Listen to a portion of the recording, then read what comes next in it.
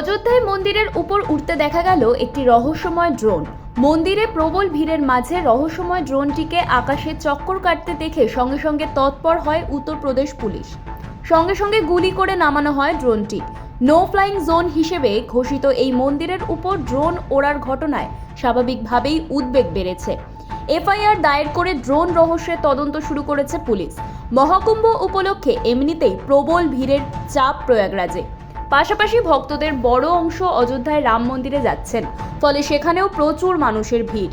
এই অবস্থার মধ্যেই রাম জন্মভূমি কমপ্লেক্সের দর্শনা রুটে দেখা যায় রহস্যময় ড্রোন। বিষয়টি নজরে আসার সঙ্গে সঙ্গে অ্যান্টি ড্রোন সিস্টেম ব্যবহার করে নামানো হয় সেটিকে। পুলিশের পাশাপাশি ঘটনাস্থলে উপস্থিত হয় বোম স্কোয়াড, যদিও তাতে কোনো রকম বিস্ফোরক পায়নি তদন্তকারীরা।